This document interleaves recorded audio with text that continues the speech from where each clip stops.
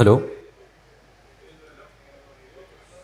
പ്രിയമുള്ളവരെ, എല്ലാവർക്കും നമസ്കാരം.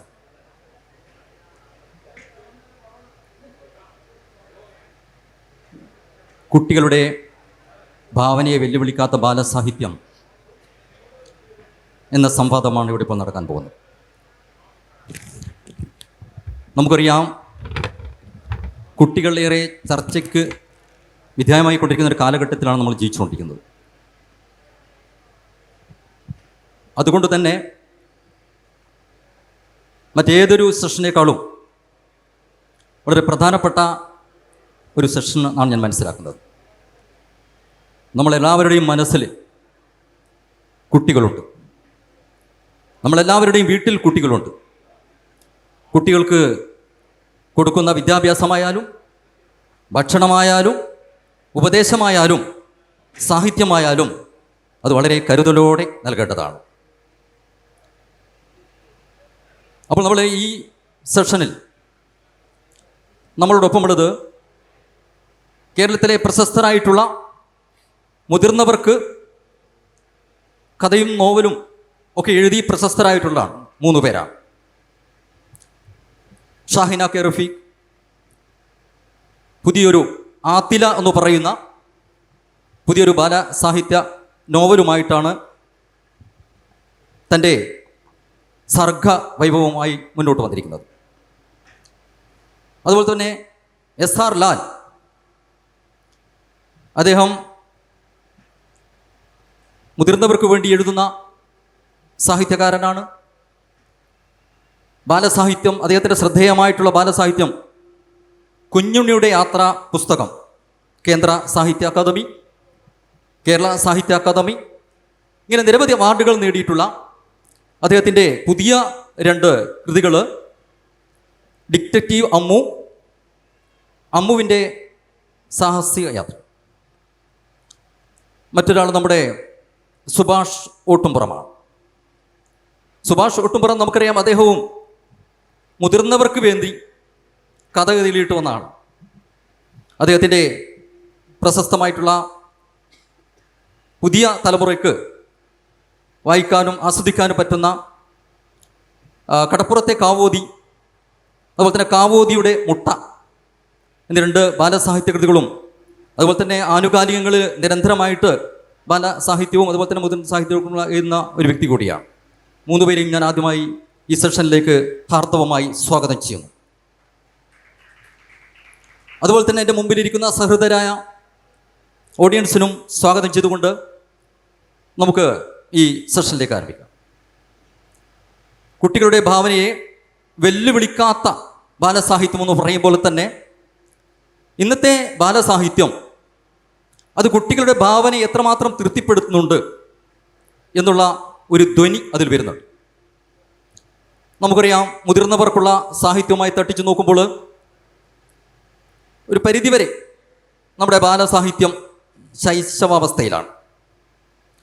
ഒന്നുകൂടി വ്യക്തമായി പറയുകയാണെങ്കിൽ, കഥ, നോവൽ, ചെറുകഥ, മുതിർന്നവർക്കുള്ള ഈ സാഹിത്യ രൂപങ്ങൾ നിരന്തരമായി പുതുക്കലുകൾ നടന്നുകൊണ്ടിരിക്കുമ്പോൾ നമ്മുടെ ബാലസാഹിത്യം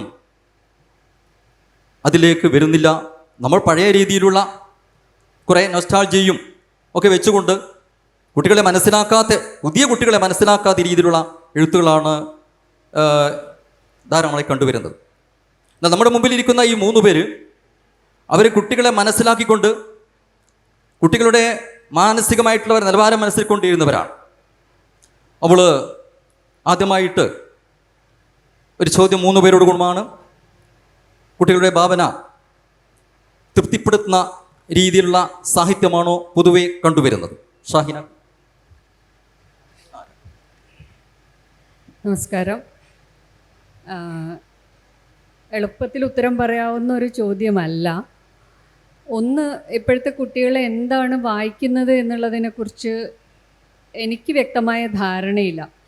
വായിക്കുന്ന കുട്ടികളുടെ എണ്ണം കുറയുന്നുണ്ടെന്ന് എല്ലാവരും പറയും. ഇപ്പം നമുക്ക് നമ്മുടെ ചുറ്റുപാടും കാണുന്ന കുട്ടികളെ വെച്ച് നോക്കുമ്പോൾ എല്ലാവരും തന്നെ കൂടുതൽ ഫോൺ ലോകത്താണ്. അതുകൊണ്ട് തന്നെ ഒരു സ്ഥലത്ത് അടങ്ങിയിരുന്ന ഒരു പുസ്തകം വായിക്കുക എന്ന് പറയുമ്പോൾ അവർക്ക് കുറച്ച് ബുദ്ധിമുട്ടാണ്. അപ്പം ഞാൻ ആത്തിൽ എഴുതി കഴിഞ്ഞപ്പോൾ ഞാൻ നമ്മുടെ ചുറ്റുമുള്ള കുട്ടികളുടെയൊക്കെ പേര് എഴുതും. അപ്പം എൻ്റെ അനിയൻ്റെ മകളുടെ പേരും എഴുതിയിട്ടുണ്ട്.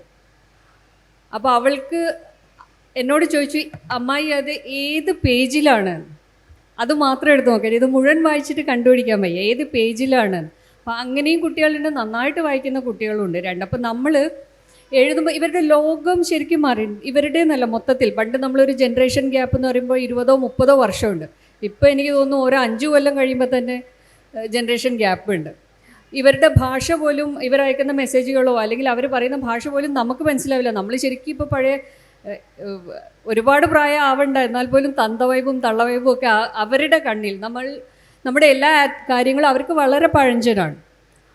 അപ്പോൾ അതുകൊണ്ട് ആ കുട്ടികളെ തൃപ്തിപ്പെടുത്തുന്ന ഒരു കാര്യം എഴുതുക എന്ന് വെച്ചാൽ അത്യാവശ്യം എനിക്കല്ല, ഒരു റിസ്കി ആയിട്ടുള്ള കാര്യം തന്നെയാണ്. ഞാനൊക്കെ ഇപ്പോഴും നന്ദനാരുടെ ഉണ്ണിക്കുട്ടൻ്റെ ലോകം എടുത്താലും ഒറ്റയിരുപ്പിന് വായിച്ചു പോകും. ഇപ്പം നൊസ്റ്റാൾജി അല്ലേ എന്ന് വെച്ചാൽ നൊസ്റ്റാൾജിയാണ്. പഴയ കാലമാണ്, ആ കാലം നമുക്ക് പോലും ഇല്ല. അത് നമ്മുടെ വായനയുടെ ഒരു ശീലം കൊണ്ടായിരിക്കും നമുക്കത് ഇഷ്ടപ്പെടുന്നത്. ഇപ്പോഴത്തെ കുട്ടികൾ അത് എത്രത്തോളം വായിക്കും എന്നുള്ള സംശയമുണ്ട്. അപ്പോൾ എഴുതുമ്പം, ഇപ്പോൾ ബാലസാഹിത്യം ഞാൻ എഴുതുമെന്ന് ഞാൻ ഒരിക്കലും വിചാരിച്ചിട്ടില്ല. ഈ അവരൊരു ശിശുദിനമാകുമ്പോൾ ഒരു കഥകൾ കൊടുക്കാറുണ്ട്. അപ്പോൾ അതിൻ്റെ എഡിറ്റർ സഞ്ജയ് നിർബന്ധിച്ചപ്പോഴാണ്, അതിൻ്റെ മുൻപ് ഞാൻ എഴുതിയ ഈ പറയുന്ന സോക്കോൾ മുതിർന്നവർക്കുള്ള ഒരു കഥയിലെ കഥാപാത്രമായിരുന്നു ആത്തില എന്ന് പറഞ്ഞത്. അപ്പോൾ ആത്തിലയുടെ ഒരു കുട്ടിക്കാലം എഴുതി നോക്കിക്കൂടെ എന്ന് പറഞ്ഞപ്പോൾ ഞാൻ എന്നാൽ ശ്രമിച്ചു നോക്കാം എന്നുള്ള രീതിയിൽ എഴുതിയതാണ്. അപ്പോൾ അത് കുഴപ്പമില്ലാതെ വായിക്കപ്പെട്ടപ്പോൾ അപ്പോൾ സഞ്ജയാണ് നിർദ്ദേശിച്ചത് എന്തുകൊണ്ട് ഒരു അവധിക്കാലം എന്നുള്ള രീതിയിൽ ഒരു കുറച്ച് കഥകളായിട്ട് പോകുന്ന ഒരു നോവൽ ശ്രമിച്ചുകൂടെ. അങ്ങനെയാണ് ഞാൻ അതിലേക്ക് വരുന്നത്. എഴുതി തുടങ്ങിയപ്പോൾ ഇപ്പോൾ എല്ലാവരും പറയുന്നതാണ് ഈ കുട്ടികളുടെ എഴുത്ത് അത്ര കുട്ടിക്കളിയല്ല, മറ്റുള്ളവർക്ക് എഴുതുമ്പോൾ സീരിയസ് ആയിട്ട്. കാരണം നമുക്ക് വലിയൊരു ഉത്തരവാദിത്വം ഉണ്ട് ഈ കുട്ടികൾക്ക് കഥ പറഞ്ഞു കൊടുക്കുമ്പോൾ. പക്ഷേ വ്യക്തിപരമായിട്ട് ഞാൻ വളരെ ആസ്വദിച്ച് എഴുതിയ ഒരു പുസ്തകമാണെന്ന് പറയാം. ആ എഴുത്തിൻ്റെ പ്രോസസ്സ്, കാരണം വേറെ പല ഭാരങ്ങളും ഉണ്ടായിരുന്നില്ല. രസകരമായിട്ട് കുഞ്ഞു കുഞ്ഞു കഥകളിലൂടെ ഈ കാര്യം പറയാമെന്ന് വിചാരിച്ച് ഒരു പരിശ്രമം നടത്തിയതാണ്. വായിച്ച കുറച്ച് കുട്ടികളൊക്കെ അതായത് അവർക്കത് റിലേറ്റ് ചെയ്യാൻ പറ്റി, അല്ലെങ്കിൽ അവർക്ക് ഇഷ്ടപ്പെട്ടു. റിലേറ്റ് ചെയ്യാൻ പറ്റിയെന്ന് ഞാൻ പറയുന്നില്ല. ഇപ്പം ഞാൻ ഒരു മലബാർ ഭാഷയും ചില പ്രയോഗങ്ങളൊക്കെ ഉണ്ട്. അപ്പം ഈവൻ തിരുവനന്തപുരത്തു നിന്നൊക്കെ വായിച്ചവർ, അവർക്ക് ചിലത് മനസ്സിലായില്ല, അവർ പുതിയ വാക്കുകൾ പഠിച്ചു എന്ന് പറഞ്ഞു. അതിൽ ചില കാര്യങ്ങളൊക്കെ അവർക്ക് ഇഷ്ടമായി, ഭയങ്കര തമാശ തോന്നി എന്നൊക്കെ പറഞ്ഞ് വ്യക്തിപരമായിട്ട് നമുക്ക് വോയിസ് മെസ്സേജ് ആയിട്ടും അല്ലാതെയൊക്കെ പറഞ്ഞിട്ടുണ്ട്. അപ്പം കുട്ടികളിലേക്ക് കുറച്ചൊക്കെ ഉണ്ട് എന്നാണ് എൻ്റെ വിശ്വാസം. പ്രിയപ്പെട്ടവരെ, എല്ലാവർക്കും നമസ്കാരം. നമ്മുടെ ബാലസാഹിത്യത്തിനെ കുറിച്ച് പൊതുവായിട്ടുള്ള കാര്യം ഒരു ആത്മവിമർശനം എന്നുള്ള നിലയിൽ ഞാൻ പറയുന്നതിനെ കേട്ടാൽ മതിയാവും. ഏകദേശം ഒരു 100 വർഷത്തെ പഴക്കമാണ് മലയാളത്തിലെ ബാലസാഹിത്യത്തിനുള്ളത്. മലയാളത്തിലെ തന്നെ ആദ്യത്തെ പുസ്തകങ്ങളിലൊന്ന് കുട്ടികൾക്കായി അച്ചടിക്കപ്പെട്ട ഒന്നാണ്. പക്ഷേ ബാലസാഹിത്യത്തിനെ ഇപ്പോഴും പൊതുവേ കണ്ടുവരുന്ന, ഞാനതാണ് ആത്മവിമർശനം എന്നുള്ള നിലയിൽ പറയുന്നു എന്ന് പറയുന്നത്, പൊതുവേ കണ്ടുവരുന്ന ഒരു കാര്യം പറയാം. നമ്മൾ ആദ്യം ഒരു മുത്തശ്ശിയെ നമ്മൾ എടുക്കും, എന്നിട്ട് ഉമ്മറത്ത് കൊണ്ടിരുത്തും, ഒരു നിലവിളക്ക് കൊളുത്തി മുമ്പിൽ വയ്ക്കും, കുറച്ച് കുട്ടികളെ ചുറ്റും ഇരുത്തും, മുത്തശ്ശി നാമമൊക്കെ ജപിക്കും, എന്നിട്ട് കുട്ടികൾ അടുത്ത് വന്നിരുന്നിട്ട് കഥ കേൾക്കണമെന്ന് പറയും, മുത്തശ്ശി കഥ പറയും. രണ്ടാമത്തത് മുത്തശ്ശനായിരിക്കും. മുത്തശ്ശന് നിലവിളക്ക് കാണില്ല, പകരം ഒരു ചാരുകസേര കാണും, കയ്യിലൊരു പത്രം കാണും. കുറച്ച് ലോകബോധമൊക്കെ ഉള്ള ആളാണ് മുത്തശ്ശൻ എന്നാണ് ഈ മുത്തശ്ശിയെക്കാളും എന്നാണ് നമ്മുടെ ഒരു പൊതുവേ ഒരു ധാരണ. അപ്പോൾ അദ്ദേഹം നാട്ടുകാര്യങ്ങളൊക്കെ പറയും. അപ്പോൾ കുട്ടികൾക്ക് സംശയങ്ങളോട് സംശയമാണ്. അപ്പോഴേ മുത്തശ്ശൻ ഇങ്ങനെ സംശയങ്ങൾ തീർത്തുകൊണ്ട് കാര്യങ്ങളിങ്ങനെ പറഞ്ഞുകൊണ്ടേയിരിക്കും, കഥകളാണ്. മൂന്നാമത്തെ ഒരാൾ മാഷാണ്. മാഷ് വീട്ടിൽ പുസ്തകം വായിക്കുന്ന ആളായിരിക്കും. എന്നിട്ട് മാഷിൻ്റെ അടുത്ത് കുട്ടികൾ സംശയത്തോട് വരികയാണ്. മാഷിന് ലോകത്തുള്ള എല്ലാ കാര്യങ്ങളെക്കുറിച്ചും ധാരണയുണ്ടാവും. അപ്പോഴേ കുട്ടികൾ സംശയം ചോദിക്കും. അപ്പോഴും മാഷ് മറുപടി പറയും. മാഷ് ഈ മുത്തശ്ശനുള്ള ഈ ലോകബോധം കുറച്ചുകൂടി കൂടിയ ആളായിരിക്കും. അപ്പോൾ ശാസ്ത്ര കാര്യങ്ങളൊക്കെ, സാഹിത്യമായിരിക്കും വിഷയമെങ്കിൽ ശാസ്ത്ര കാര്യങ്ങളൊക്കെ ഈ പുട്ടിന് തേങ്ങ ഇടുന്നത് പോലെ ശാസ്ത്ര കാര്യങ്ങളൊക്കെ അതിൻ്റെ അകത്ത് വന്നിട്ട് അങ്ങനെ പറഞ്ഞു പോകുന്ന ഒരു കഥയായിരിക്കും, ഇല്ലെങ്കിൽ ഒരു സംഭവമായിരിക്കും ബാലസാഹിത്യമായിട്ട് നമ്മൾ പൊതുവേ കണ്ടുവരുന്ന ഒരു കാര്യം ഇതാണ്. നമ്മുടെ മലയാളത്തിലെ ഒരു പ്രശ്നം, എൻ്റെ ഒരു കണക്ക് പ്രകാരം എനിക്ക് കൃത്യമായിട്ട് അറിയില്ല, ഒരു 500-600 എഴുത്തുകാരായിരിക്കും ബാലസാഹിത്യവുമായി ബന്ധപ്പെട്ട് ഉണ്ടാവുക. ഒരു 25,000 പുസ്തകങ്ങളായിരിക്കും മലയാളത്തിൽ ഇതുവരെ ബാലസാഹിത്യമായിട്ട് ബന്ധപ്പെട്ട് ഇറങ്ങിയിരിക്കുക. അതിൽ തന്നെ ഭൂരിഭാഗവും ട്രാൻസ്ലേഷൻസോ ഇല്ലെങ്കിൽ അത്തരം അതിനെ ഉപജീവിച്ചുള്ള കൃതികളോ ആയിരിക്കും മലയാളത്തിലുണ്ടായിരിക്കും. അപ്പോൾ സ്വതന്ത്ര കൃതികൾ താരതമ്യേന മലയാളത്തിൽ കുറവാണ്. കുറവായതിൽ തന്നെ ഭൂരിപക്ഷവും ഞാൻ ആദ്യം പറഞ്ഞ ഇത്തരം കാര്യങ്ങളാണ്. എന്താണ് ഇതിൻ്റെ ഒരു പ്രശ്നം എന്ന് എനിക്ക് തോന്നിയിട്ടുള്ള ഒരു കാര്യം, നമ്മൾ അതിൻ്റെ ബാക്കിയുള്ളത് സാഹിത്യം എന്നാണ് നമ്മൾ പറയുന്നത്. അതിൽ സാഹിത്യം ഉണ്ടാകുന്നില്ല എന്നുള്ളതാണ് അതിൻ്റെ ഒരു പ്രധാന പരിമിതിയായി എനിക്ക് തോന്നുന്നത്. സാഹിത്യം എന്താണ് ഒരു ബാലസാഹിത്യത്തിൽ വേണ്ടത് എന്നോട് ചോദിച്ചാൽ ഞാൻ പറയും 3 കാര്യങ്ങളാണ് അതിൻ്റെ അകത്ത് വേണ്ടത്. അതിലാദ്യത്തത് സാഹിത്യമാണ്, രണ്ടാമത്തതും സാഹിത്യമാണ്, മൂന്നാമത്തതും സാഹിത്യമാണ്.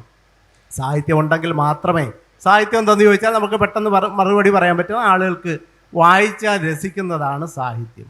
കുട്ടികൾക്കും അത് ബാധകമാണ്. കുട്ടികൾക്ക് വായിച്ചാൽ രസിക്കുന്നത് മാത്രമേ അവർ വായിക്കുകയുള്ളൂ. നിങ്ങൾക്ക് ഏറ്റവും ജെനുവിനായിട്ടുള്ളൊരു വായനക്കാരനെ കണ്ടെത്തണമെങ്കിൽ നിങ്ങളുടെ സുഹൃത്തുക്കൾ, നമ്മൾ മുതിർന്നവർക്ക് വേണ്ടി എഴുതിയ കൃതികൾ ഞങ്ങൾ 3 പേരും എഴുതിയിട്ടുള്ളവരാണ്. നമ്മൾ നല്ല സുഹൃത്തുക്കളൊക്കെ കണ്ടിട്ട് പറയും നല്ല പുസ്തകമാണ്, ഗംഭീരം പുസ്തകമാണ്, അടിപൊളി പുസ്തകമാണ് എന്ന് നമ്മൾ പറയും. ഒരു കുട്ടിയോട് നിങ്ങൾ ചോദിച്ചു നോക്കൂ, നിങ്ങൾ എഴുതിയ പുസ്തകത്തെക്കുറിച്ച് ഏറ്റവും സത്യസന്ധമായിട്ടുള്ള മറുപടി അവരായിരിക്കും പറയുക.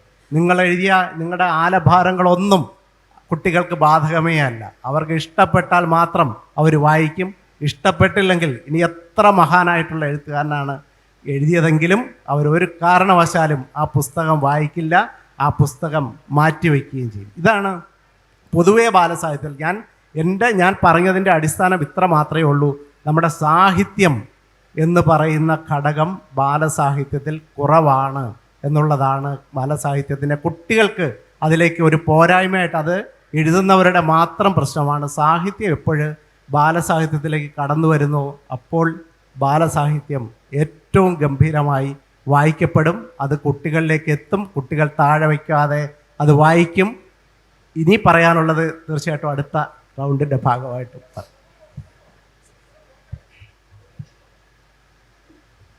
ഞാൻ ഷാഹിനെയും അതുപോലെ SR ലാൽ സാറും പറഞ്ഞതിനോട് അനുബന്ധമായിട്ട് പറയാമെന്ന് വിചാരിക്കുന്നു. ഇപ്പോഴത്തെ കുട്ടികൾ എന്ത് വായിക്കണമെന്ന് നമുക്കൊരു പിടുത്തമില്ല, അല്ലെങ്കിൽ അവർ വായിക്കുന്നുണ്ടോ എന്നുള്ള കാര്യം പോലും വലിയ പിടുത്തമില്ല എന്നാണ് പൊതുവെ പറഞ്ഞു കേൾക്കുന്നത്. അതിൽ ശരിയുമുണ്ട്, അത്രത്തോളം തെറ്റുമുണ്ട്. കുറച്ച് മാസങ്ങൾക്ക് മുമ്പ് എൻ്റെ ബന്ധുവായിട്ടൊരു പെൺകുട്ടി ഡിഗ്രിക്കാണ് പഠിക്കുന്നത്. എന്നെ വിളിച്ചിട്ട് ചോദിക്കുകയാണ്, സുഭാഷ് ഏട്ടാ, നിങ്ങൾ ഷാഹുൽ ഹമീദ് വളപട്ടണത്തിൻ്റെ ആത്മബലി എന്നുള്ള നോവൽ വായിച്ചിട്ടുണ്ടോ? ഞാൻ പറഞ്ഞില്ലേ മോളെ, നല്ല നോവലാണോന്ന്. അതല്ലാന്ന് കാര്യം. അപ്പോൾ ഞാൻ ചോദിച്ചാൽ എന്താണ് സംഗതി എന്താണ്? അപ്പോൾ ഈ കുട്ടിക്ക് ഡിഗ്രിക്ക് അത് പഠിക്കാനുണ്ട്, അപ്പോൾ അത് വായിച്ചിട്ട് എന്തോ അസൈൻമെൻറ്റ് ചെയ്യാനുണ്ട് അത്ര. അപ്പോൾ ഞാനത് വായിച്ചിട്ടുണ്ടെന്നുണ്ടെങ്കിൽ അതിൻ്റെ കഥാസംഗ്രഹം ഈ കുട്ടിക്ക് പറഞ്ഞു കൊടുക്കണം, എന്നിട്ട് അവൾക്ക് എഴുതിയെടുത്ത് ടീച്ചറെ കാണിച്ചു കൊടുക്കണം. അപ്പം ഞാൻ പറഞ്ഞു, മോളെ എന്തിനാണ് ഇത്ര കഷ്ടപ്പെടുന്നത്? പുസ്തകം സ്കൂൾ ലൈബ്രറിയിൽ ഉണ്ടാവില്ല, ആരോടും ചോദിച്ചാൽ അവരുടെ അടുത്ത് കിട്ടില്ല, അത് വായിച്ചിട്ട് എഴുതിയാൽ പോരെ. അപ്പോൾ കുട്ടി പറഞ്ഞ മറുപടി എന്താ അറിയോ? ലോകമടിയെന്ന്. പുസ്തകം വായിക്കാൻ ഭയങ്കരമായിട്ട് മടിയാണല്ലോ ആ കുട്ടിക്ക്. അപ്പം ഞാൻ ആ കുട്ടീനോട് വളരെ സ്നേഹത്തോടുകൂടി പറഞ്ഞു, മോളെ അത് എനിക്ക് പഠിക്കാനുള്ള കാര്യമാണ്. നീ എൻ്റെ അടുത്ത് നിന്ന് കഥ കേട്ടിട്ട് അതുപോലെ എഴുതി കഴിഞ്ഞാൽ അത് വലിയ ചതിയാണ്. അങ്ങനെ ചതി ചെയ്യരുത്. നമ്മളങ്ങനെ ഇത്തരത്തിലുള്ള പഠിച്ചു വരുന്ന ആളുകൾ ഭാവിയിൽ ഡോക്ടർമാരോ എഞ്ചിനീയർമാരോ ഒക്കെ ആയിട്ടുണ്ടെങ്കിൽ നമ്മുടെ സമൂഹത്തിന് വലിയ ബുദ്ധിമുട്ടാണെന്നൊക്കെ പറഞ്ഞ് മനസ്സിലാക്കിയപ്പോൾ വലിയ താല്പര്യമില്ലാതെ ആൾ മൂളിക്കേട്ടിട്ടുണ്ട്. അതൊരു വിഭാഗം. ഇപ്പോൾ കുറച്ച് നേരത്തെ എന്നെ കാണാൻ വേണ്ടി വന്ന ഒരു പെൺകുട്ടി, ആ പെൺകുട്ടി 3ാം ക്ലാസ്സിലാണ് പഠിക്കുന്നത്. എൻ്റെ എല്ലാ പുസ്തകങ്ങളും, കുട്ടികൾക്ക് വേണ്ടി എഴുതിയ എല്ലാ പുസ്തകങ്ങളും വായിച്ചിട്ടുണ്ട്. അവൾ എന്നെ കണ്ടപ്പോൾ തന്നെ ചോദിച്ചൊരു ചോദ്യം, പുതിയ പുസ്തകം എന്നാ ഇറങ്ങണമെന്നാണ്. അപ്പോൾ വായിക്കാൻ താല്പര്യമുള്ള കുട്ടികൾ എല്ലാ കാലത്തുണ്ട്. കുട്ടികൾ മാത്രമല്ല, മുതിർന്ന ആൾക്കാരുണ്ട്. പിന്നെ ലാൽ സാറ് പറഞ്ഞതിൻ്റെ ഒരു കാര്യം എന്ന് വെച്ചാൽ ബാലസാഹിത്യത്തിൽ സാഹിത്യം എന്നുള്ള സംഗതി ഇല്ല എന്നുള്ളത് പോലെ തന്നെയാണ് എനിക്കും തോന്നുന്നത്. ഞാൻ ആദ്യമായിട്ട് കടപ്പുറത്തെ കാവോതി എന്നുള്ള നോവൽ എഴുതുന്ന സമയത്ത് ഈ ബാലസാഹിത്യ രംഗത്ത് ഒരുപാട് കാലം പരിചയമുള്ള എൻ്റെ സുഹൃത്തും എഴുത്തുകാരനും കൂടി ആയിട്ടുള്ള ഉണ്ണികൃഷ്ണൻ കിടങ്ങൂർ എന്നോട് പറഞ്ഞ ഒരു വളരെ പ്രധാനപ്പെട്ട ഒരു കാര്യമുണ്ട്.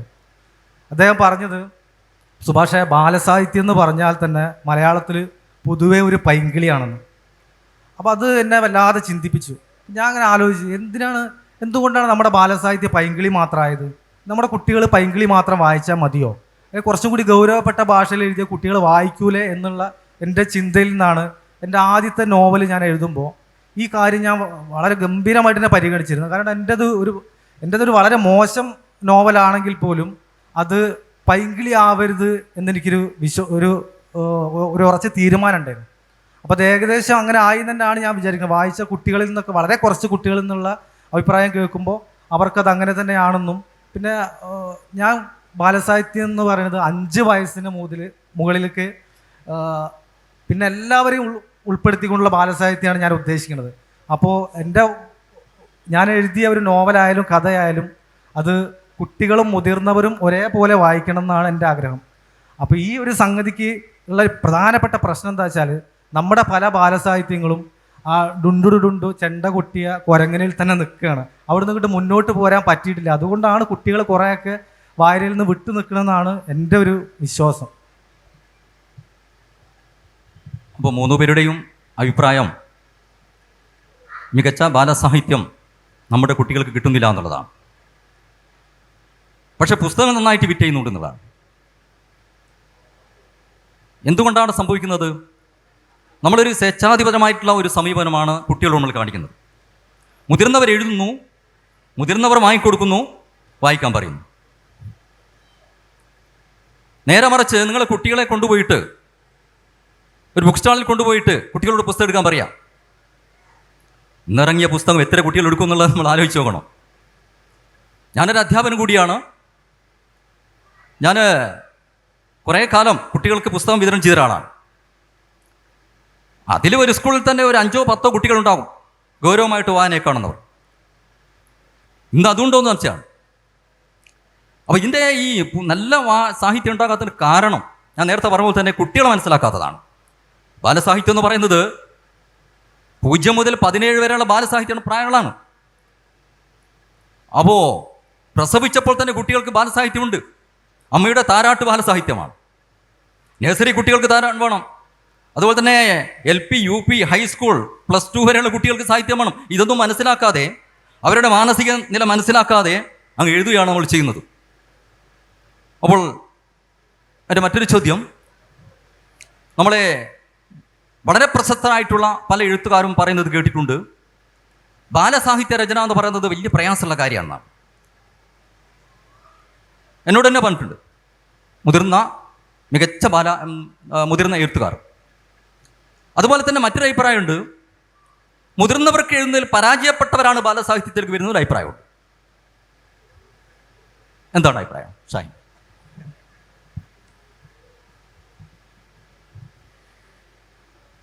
നമ്മുടെ മലയാള ബാലസാഹിത്യം എടുത്തു കഴിഞ്ഞാൽ MT മുതൽ സാറ ജോസഫും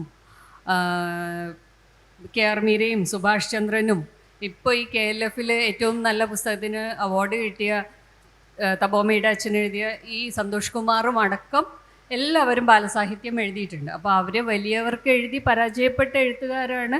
എന്നിട്ട് കുട്ടികൾക്ക് എഴുതി എന്ന് പറഞ്ഞാൽ അതിൻ്റെ ഒരു അറ്റത്ത് നിൽക്കാൻ എനിക്ക് സന്തോഷവും അഭിമാനവും ഉള്ളൂ. പിന്നെ ഇപ്പം നേരത്തെ സുഭാഷ് പറഞ്ഞ പോലെ വായിക്കാൻ മടിയുള്ള കുട്ടികൾ എന്ന് പറഞ്ഞാൽ, പക്ഷെ നന്നായിട്ട് വായിക്കുന്ന കുട്ടികളുണ്ട്. ഇപ്പോൾ ദക്ഷിണയൊക്കെ അവിടെ ഇരിക്കുന്നുണ്ട്, 2000-ലധികം പുസ്തകങ്ങളൊക്കെ വായിച്ച കുട്ടിയാണ്. അപ്പം ആ രീതിയിൽ നന്നായി വായിക്കുന്ന കുട്ടികളുണ്ട്. രണ്ടും നമുക്ക് ഈ പറഞ്ഞ പോലെ കൃത്യമായിട്ട് ജഡ്ജ്മെൻ്റലായിട്ട് അതും പറയാൻ പറ്റില്ല. അവരുടെ ലോകം നമുക്ക് അത്ര അറിയില്ല. പിന്നെ നമ്മുടെ ചെറുപ്പത്തിൽ നമ്മൾ പൂമ്പാറ്റിയോ ബാലരമയോ ഒക്കെ വായിച്ചിരുന്ന സമയത്ത് അടുത്ത ഇതെത്തുമ്പോഴേക്ക് കുട്ടികൾ ഹാരി പോട്ടർ പോലെ വലിയ പുസ്തകങ്ങൾ ഒരു ഇരിപ്പിന് വായിച്ച് തീർത്തിട്ടുണ്ട്. മലയാളത്തിലും അല്ല, ഇംഗ്ലീഷിലും പിന്നെ ട്രാൻസ്ലേഷൻ വന്നാലും. അതുകൊണ്ട് നമ്മൾ നന്നായി വായിച്ചു, നമ്മുടെ കാലം എന്ന് പറയുന്നതിലും കാര്യമില്ല, അങ്ങനത്തെ പുസ്തകങ്ങൾ വായിച്ചു. ഇപ്പോൾ ഒരു ബുക്ക് സ്റ്റാളിൽ പോയപ്പോൾ ജാപ്പനീസ് പുസ്തകമാണെന്ന് തോന്നുന്നു, എനിക്ക് കൃത്യമായിട്ട് ഓർമ്മയില്ല, വളരെ വിലപിടിപ്പുള്ളതാണ്. എനിക്കൊന്ന് 1000-ന് മുകളിൽ വിലയുള്ളതാണ്, ഗ്രാഫിക് നോവൽ പോലെ. അപ്പം ഞാനത് കണ്ടപ്പോൾ കൗതുകത്തോടെ എടുത്തു നോക്കി. അതുവരെ നമ്മൾ കേട്ടിട്ടില്ല, നമ്മൾ അപ്ഡേറ്റഡ് അല്ല, കാരണം കുട്ടികളുടെ പുസ്തകം ആയതുകൊണ്ടായിരിക്കും. അപ്പോൾ അവിടെ നിന്നും പറഞ്ഞത് ഇതിന് നല്ല ചിലവുണ്ടെന്നാണ്. അപ്പോൾ പൈസയും അല്ല, കുട്ടികൾ വായിക്കുന്നുണ്ട്, അവർക്ക് ഇഷ്ടപ്പെട്ട കാര്യങ്ങൾ വായിക്കുന്നുണ്ട്. നമ്മൾ ഈ ഇപ്പം ലാൽ പറഞ്ഞ പോലെ നമ്മൾ ഈ പറയുന്ന സെയിം പാറ്റേണിൽ നിൽക്കുന്നത് അതൊരു സത്യമാണ്. ആ ഒരു പാറ്റേണിൽ നിൽക്കുന്നില്ലേ, ഈ കുട്ടികളെ ചാലഞ്ച് ചെയ്യുന്ന രീതിയിൽ, അവരെ വായിപ്പിക്കുന്ന രീതിയിൽ എഴുതുന്നില്ലെങ്കിൽ അത് നമ്മുടെ പരാജയമാണ്. ഇപ്പോഴ് ഷാഹിന ഇവിടെ പറഞ്ഞല്ലോ, ഞാനും ഇപ്പോഴീ ഈയിടെ കുട്ടികൾ എന്താണ് വായിക്കാൻ ഇഷ്ടപ്പെടുന്നത് എന്നുള്ളതിനെ പറ്റി ചെറിയൊരു അന്വേഷണം ബുക്ക് സ്റ്റാളിലൊക്കെ ഒന്ന് ചോദിച്ചിരുന്നു. അപ്പോൾ ഇതാണ് ഈ പുസ്തകം ഉണ്ടല്ലോ, ഈ ജാപ്പനീസ് പുസ്തകം മാങ്ക സ്റ്റോറീസ് എന്നാണ് അതിനെ പൊതുവെ പറയുന്നത്. മാങ്ക പുസ്തകങ്ങളാണ് അത്. ജപ്പാനിൽ നിന്നുള്ള കുട്ടികൾക്കുള്ള പുസ്തകങ്ങളാണ്. 2 കാറ്റഗറിയോ മറ്റോ ഉണ്ട്. അത് പെൺകുട്ടികൾക്ക് വായിക്കേണ്ട പുസ്തകങ്ങളുണ്ട്, ആൺകുട്ടികൾക്ക് വായിക്കേണ്ട പുസ്തകങ്ങളുണ്ട്. 10 വയസ്സ് വരെ വായിക്കാവുന്നതും 10 വയസ്സ് തൊട്ട് മുകളിലേക്ക് വായിക്കാവുന്നതായിട്ടുള്ള പുസ്തകങ്ങളാണ്. അത് റൈറ്റിൽ നിന്ന് ലെഫ്റ്റിലേക്കാണ് വായിച്ചു പോകുന്ന പുസ്തകങ്ങൾ. റൈറ്റിൽ നിന്ന് ലെഫ്റ്റിലേക്കാണ്. റൈറ്റിലെ മുകളിൽ നമ്മുടെ ഒരു അമർ ചിത്രകഥ നമുക്ക് പണ്ട് വായിച്ചവർക്ക് പെട്ടെന്ന് മനസ്സിൽ വരുന്നുണ്ടാവും. അതിൽ റൈറ്റിലെ ആദ്യത്തെ വായിക്കുന്നു, പിന്നെ അതിൻ്റെ തൊട്ട് ലെഫ്റ്റിലേക്കുള്ളത് വായിക്കുന്നു, വീണ്ടും റൈറ്റിലേക്ക് വായിക്കുന്നു, വീണ്ടും ലെഫ്റ്റിലേക്ക് വായിച്ച് പുറകിൽ നിന്ന് മുമ്പിലേക്ക് വായിച്ചു പോകുന്ന പുസ്തകമാണ്. അത് യാതൊരു അപരിചിതത്വവും കൂടാതെ നമ്മുടെ കുട്ടികൾ വായിക്കുന്നുണ്ട്.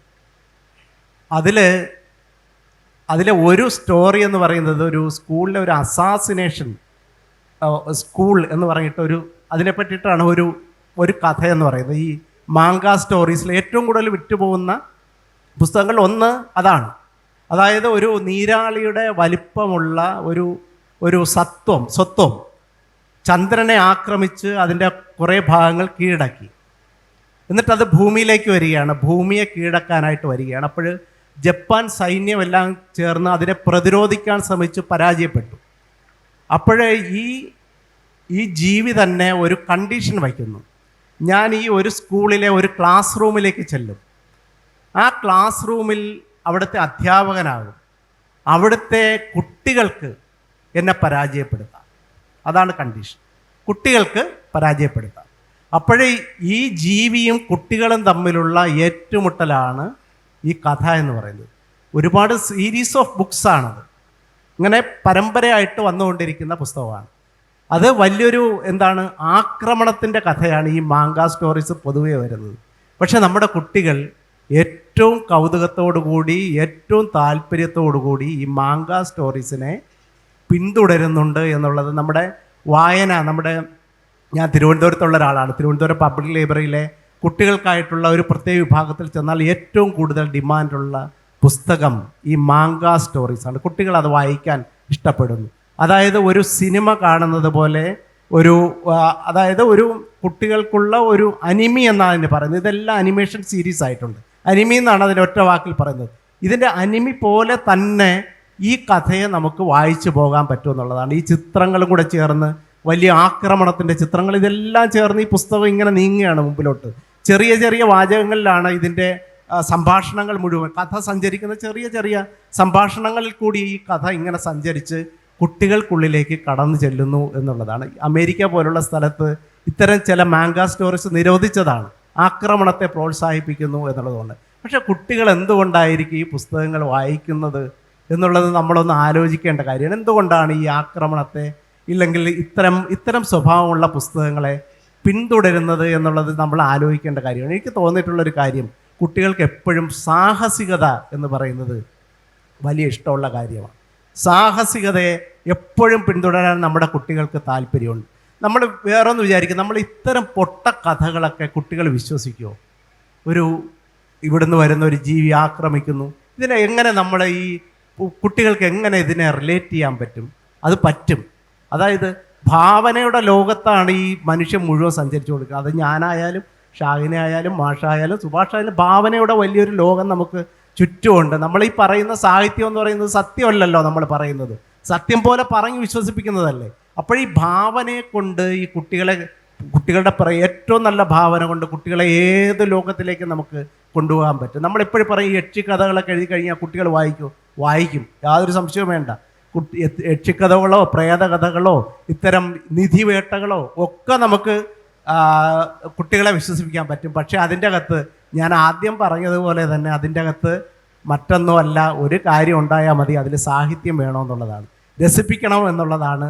അതിലൊരു കുട്ടികൾക്ക് ഇമ്പമുള്ള, കുട്ടികൾക്ക് പിന്തുടരാൻ പറ്റുന്ന ഒരു കഥയുണ്ടാകണം എന്നുള്ളതാണ്. അതുകൊണ്ട് ആ കുട്ടികൾ അത്തരം കാര്യങ്ങളിലേക്ക് യാതൊരു മനപ്രയാസവും കൂടാതെ ഇല്ലെങ്കിൽ ഏറ്റവും ആസ്വദിച്ചുകൊണ്ട് കടന്നു പോകുന്നത് എന്നെനിക്ക് തോന്നിയിട്ടുണ്ട്.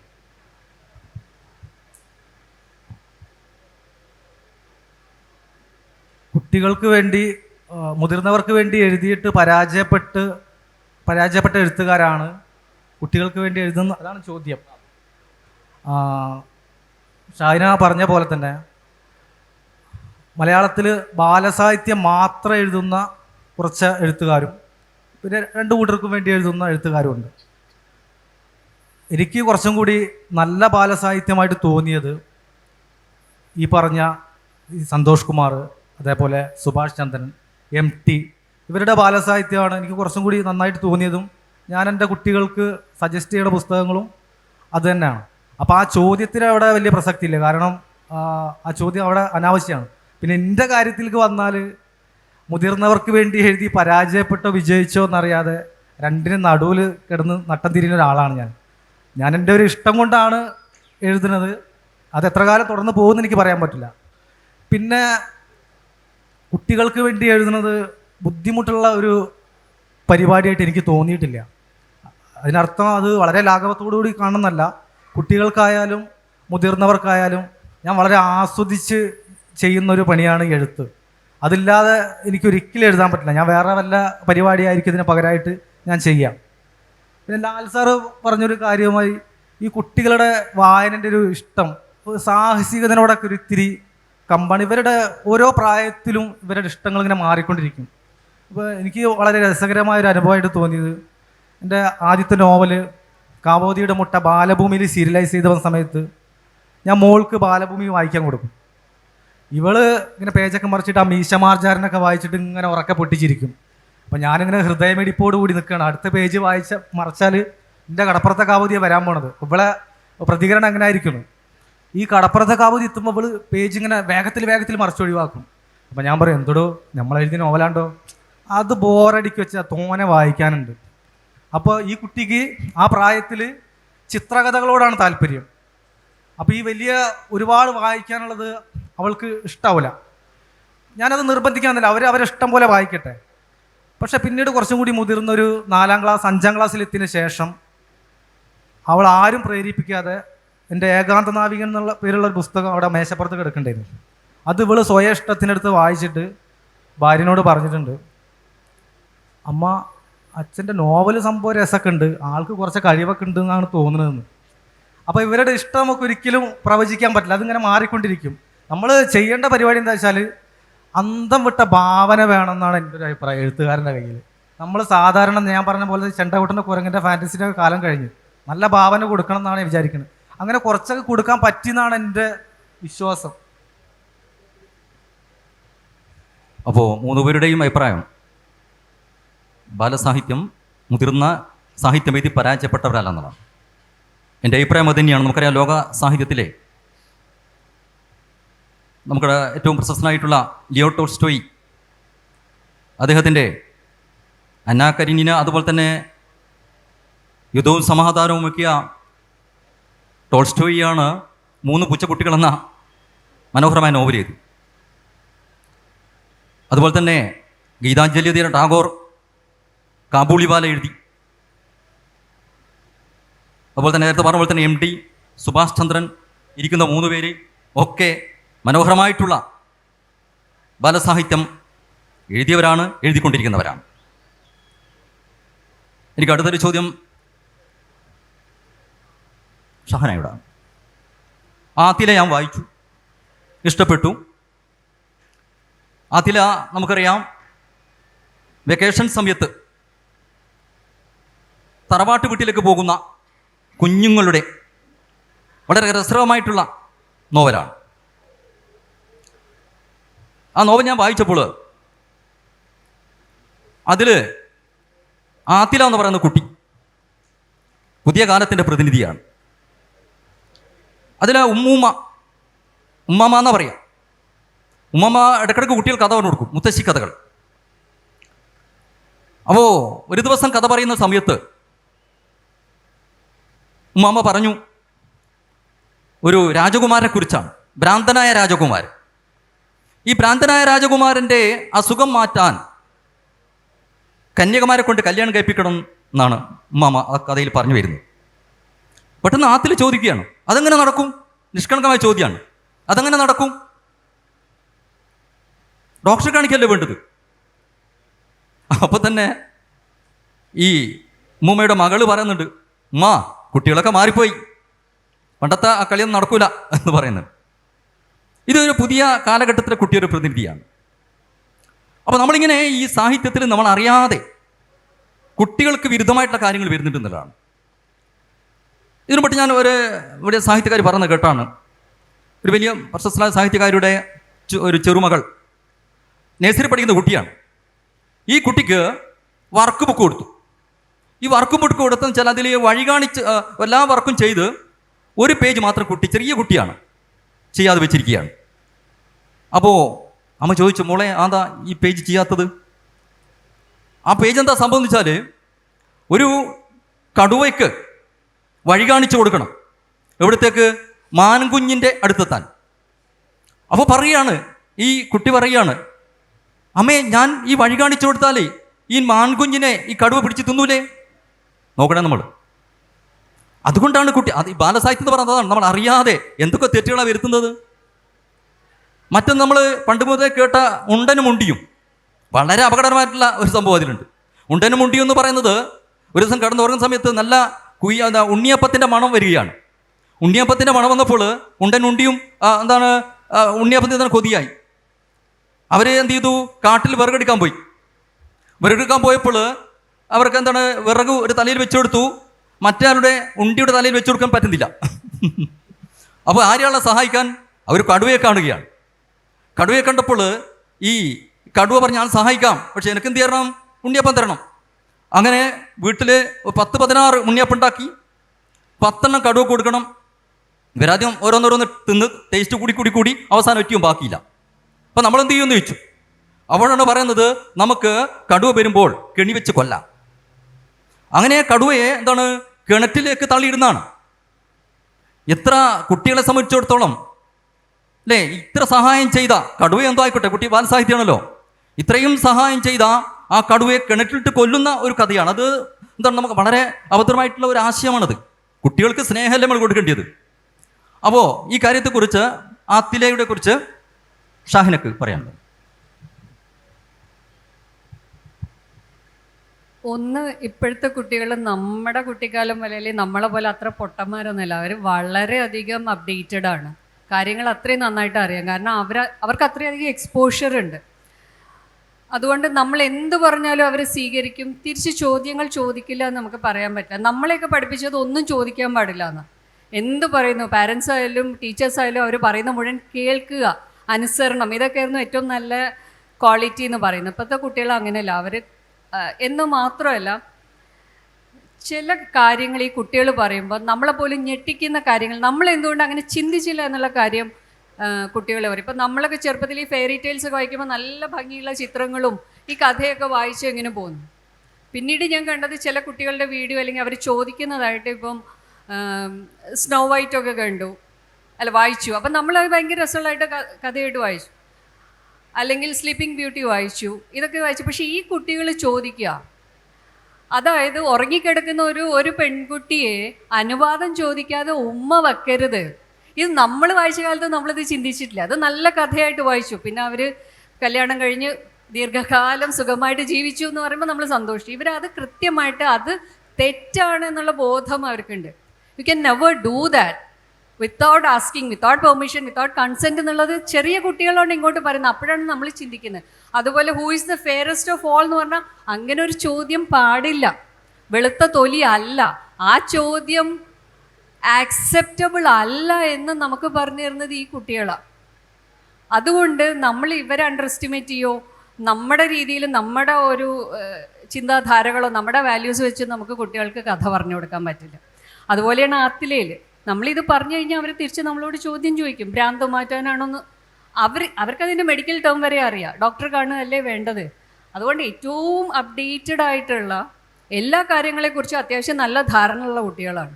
അതുകൊണ്ട് എഴുത്തിൽ എനിക്ക് തോന്നുന്നു നമ്മൾ അതും ശ്രദ്ധിക്കേണ്ടതുണ്ട്. ഇപ്പോൾ ഈ വായിക്കുമ്പോൾ ഇപ്പോൾ ഈ വയലൻസിൻ്റെ പറഞ്ഞാൽ അത് ഇപ്പോൾ ചെറിയ കുട്ടികളുള്ള ഫ്രണ്ട്സൊക്കെ പറയുന്നതാണ്. അതായത് നമ്മൾ നമ്മുടെ കുട്ടികൾക്ക് ഏത് പുസ്തകം വാങ്ങിച്ചു കൊടുക്കും. നമ്മളൊരു ബുക്ക് സ്റ്റോളിൽ പോയിട്ട് പുസ്തകങ്ങൾ തരുമ്പോൾ അതിലൊരു മെജോറിറ്റിയും ഈ പറയുന്ന വയലൻസ് കാണിക്കുന്നതാണ്. ഈ പ്രശ്നവുമുണ്ട്. അതുകൊണ്ട് ഈ കുട്ടികളെ നമുക്ക് അങ്ങനെ കണ്ണും അടച്ച് അല്ലെങ്കിൽ നമുക്ക് എന്തും പറയാവുന്ന ഒരു കുട്ടികളല്ല ഇപ്പോഴുള്ളത്.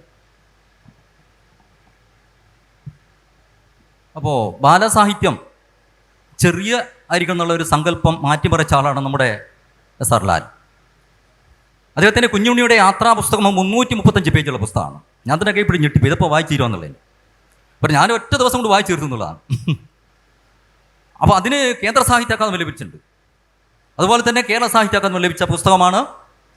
ഒരു ചെറിയ ബാലൻ യാത്ര ചെയ്യാണ്, ഒരു ആഫ്രിക്ക വരെ എത്തുകയാണ്. അപ്പോൾ നമുക്കറിയാം ഈ കുട്ടി എങ്ങനെ ആഫ്രിക്കയിൽ അതൊരു വിശ്വസനീയമാണോ എന്നുള്ളത് നമുക്ക് ഒരു സംശയമുണ്ട്. അവരെ ചെറിയ കുട്ടിയാണ്, ആഫ്രിക്കയിൽ വരെ എത്തുന്നുണ്ട് ആ കുട്ടി. അപ്പോൾ അത് വളരെ മനോഹരമായിട്ട് യാതൊരു കൃത്രിമത്വം ഇല്ലാതെ അനുഭവിക്കുന്ന വിധത്തിലാണ് ലാൽ എഴുതിയിരിക്കുന്നത്. അതുപോലെ തന്നെ പുതിയ 2 പുസ്തകമാണ് അമ്മുവിൻ്റെ ഡിക്റ്റേറ്റീവ് അമ്മു, അതുപോലെ തന്നെ അമ്മുവിൻ്റെ സാഹസങ്ങൾ. ചെറിയ കുട്ടിയാണ്, നേരത്തെ ഇവിടെ പറഞ്ഞ പോലെ തന്നെ കുട്ടികൾക്ക് ആകാംക്ഷ ഉണ്ടാക്കുന്ന വിധത്തിൽ എഴുതിയ രചനകളാണ്. ആ രചന അനുഭവം ഒന്ന് വ്യക്തമാക്കും. ഈ കുഞ്ഞുണ്ണിയുടെ യാത്രാ പുസ്തകം, ഞാൻ തിരുവനന്തപുരത്ത് കോലിയക്കോട് എന്ന് പറയുന്ന സ്ഥലത്ത് ജനിച്ചു വളർന്ന ആളാണ്. ഞങ്ങളുടെ വീട്ടിൻ്റെ സമീപത്ത് 2 കുന്നുകളുണ്ടായിരുന്നു. ഒന്നിൻ്റെ പേര് മാറാങ്കുന്ന്, മറ്റൊന്നിൻ്റെ പേര് മണിമലക്കുന്ന് എന്നായിരുന്നു. ഈ മാറാങ്കുന്ന് മണിമലക്കുന്ന് ഞങ്ങളുടെ ജീവിതത്തിൻ്റെ ഭാഗമായിരുന്നു. എൻ്റെ അമ്മമ്മ ഈ മാറാങ്കുന്നിൻ്റെ മുകളിൽ അന്നത്തെ സൂര്യൻ്റെ സഞ്ചാരമൊക്കെ നോക്കിയിട്ടാണ് ഇന്ന് മഴ പെയ്യുമോ ഇല്ലേ എന്നൊക്കെ പറയുന്നത്. ഞാൻ സത്യത്തിൽ അമ്മമ്മയ്ക്ക് ഈ കാലാവസ്ഥാ ഗവേഷണ കേന്ദ്രത്തിൽ ഒരു ജോലി വാങ്ങിച്ചു കൊടുക്കണമെന്നൊക്കെ ആഗ്രഹിച്ചിരുന്ന ഒരാളാണ്. പക്ഷേ അമ്മമ്മയ്ക്ക് വളരെ പ്രാഥമികമായ വിദ്യാഭ്യാസമേ ഉണ്ടായിരുന്നുള്ളൂ. അപ്പോൾ ഈ കുന്ന് എത്രമാത്രം ഞങ്ങളുടെ ജീവിതത്തിൻ്റെ ഭാഗമായിരുന്നു എന്നാണ് ഞാൻ പറഞ്ഞത്. അപ്പോൾ ഈ കുന്നിനെ പറ്റിയിട്ടുണ്ടായിരുന്ന ഒരു കഥയെന്ന് പറയുന്നത്, മണിമല കുന്നങ്കെ മാറാങ്കുന്നങ്കെ നിധിയിരിപ്പേ നിധിയിരിപ്പേ എന്നാണ്. ഈ 2 കുന്നിലും നിധിയുണ്ട്. അതിന് പിന്നിലും ഒരു കഥയുണ്ട്. തിരുവിതാംകൂർ രാജാക്കന്മാർ ഈ ടിപ്പുവിൻ്റെ പടയോട്ടക്കാലത്ത് അവരുടെ അനർഹമായ സ്വത്തുക്കളിൽ കുറേ ഭാഗം കൊണ്ടുവന്ന് ഈ മാറാങ്കുന്നിലും മണിമലക്കുന്നിലും കുഴിച്ചിട്ടു എന്നാണ് കഥ. അതിന് അടിസ്ഥാനം കുറച്ചുകൂടി ബലം നൽകാൻ പാകത്തിൽ ഈ മണിമലക്കുന്നിൻ്റെ മുകളിൽ തിരുവിതാംകൂർ രാജാക്കന്മാരുടെ ഒരു ഔട്ട് ഹൗസും ഉണ്ടായിരുന്നു. എന്ന് മാത്രമല്ല, ഞങ്ങളുടെ നാട്ടിലെ ഏറ്റവും വലിയ പണക്കാരനായ ഒരു മനുഷ്യൻ്റെ പിന്നിൽ ഉള്ള കഥ, ഈ മാറാങ്കുന്നിൻ്റെ താഴെ കൂടി അദ്ദേഹം ഒരു കാളവണ്ടിയിൽ പോകുമ്പോൾ പെട്ടെന്ന് കാളവണ്ടി നിന്നു പോവുകയും, രാത്രിയിലാണ്, വലിയ മഴക്കാലമാണ്, കാളവണ്ടിയുടെ ചക്രം ഉന്തി മുകളിലേക്ക് കയറ്റുമ്പോൾ അതിൽ നിന്ന് വലിയൊരു നിധികുംഭം ഉയർന്നു വന്നു എന്നുള്ളതുമാണ്.